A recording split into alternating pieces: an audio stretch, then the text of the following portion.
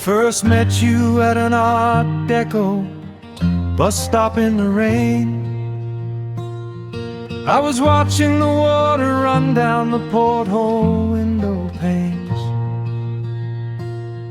You sat down beside me, you said hi and asked me where I was heading. Where are you heading? I answered Sydney. When I asked the same, you looked away. I noticed your bruises. Eventually you replied, I'm heading to Adelaide. I asked if you need help, maybe something to eat. You nodded your head. You ordered a pie with chips and a drink, and we talked as we ate.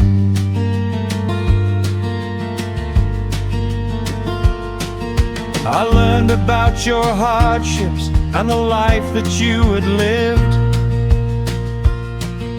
the loss of your parents in the Amana plane crash when you were 14, and your decision to escape from spousal abuse. We left the conversation of pain behind and talked about what we both enjoyed. We talked for what seemed hours till the rooftop speaker called. Bus to Adelaide is now ready to board. You stood and held out a hand and said it was nice to meet you. I shook it, I reached into my pocket, and I took out a $10 bill, the new currency you had never held before. And I said, this is for you. You said you didn't want it. I said, please, it's food for a week. You took it as you walked away, and without turning around you yelled, thank you, and my name is Amanda.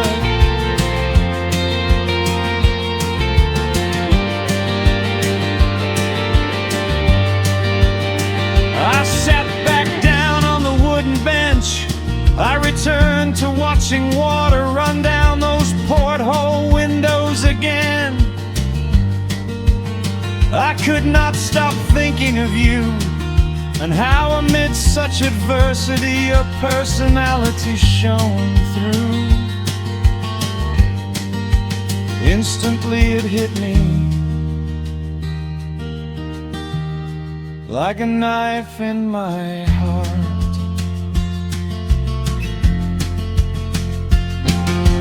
How many miles must I travel in the opposite direction till I show I care? If you don't do something now, or at least find out, you will be moving on a highway of blacktop despair.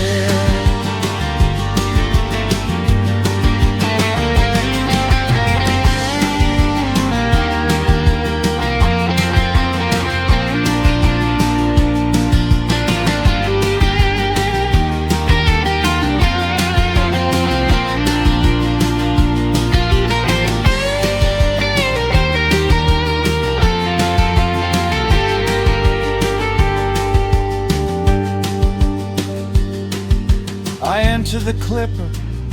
The driver looked at me with side-eyed like a golden retriever. What do I say?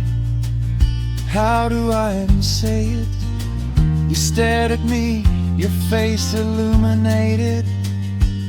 I said, Amanda, would you like to come to Sydney with me? Start a new life, share happiness and sorrow until we part.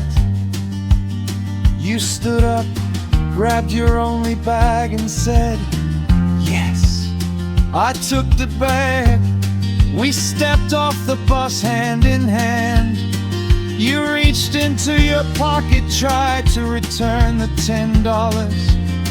We held hands, And I said, whatever I have is now also yours. You took a breath, your long red hair blew in the breeze of a passing bus. The ticket master handed me your ticket. The rooftop voice spoke once again, and we entered our bus, took our seats. How many miles must I travel in the right direction till I show I care? If you don't do something now, or at least find out, you will be moving on a highway of blacktop despair. I stared into your rare blue eyes and we kissed hundreds of miles without seeing the view, only the magic of you. We remembered our boys in Vietnam as we gave the peace sign to Lyndon B. Johnson, as we passed by Northbourne Avenue, Canberra. Now 2 lives have aged together and embraced 57 years of love. We have never been apart after that Art Deco, and sat Pioneer a bus. Our 3 children, I hold your hand as you prepare for your last breath.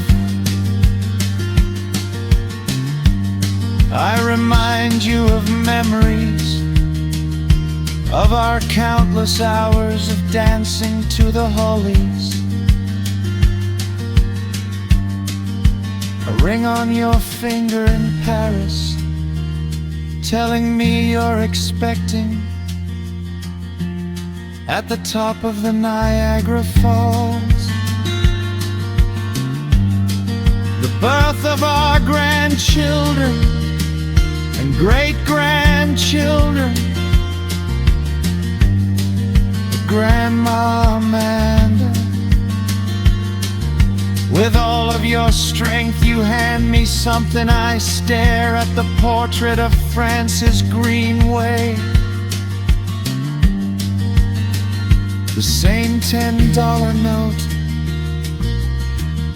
I gave you all those decades ago.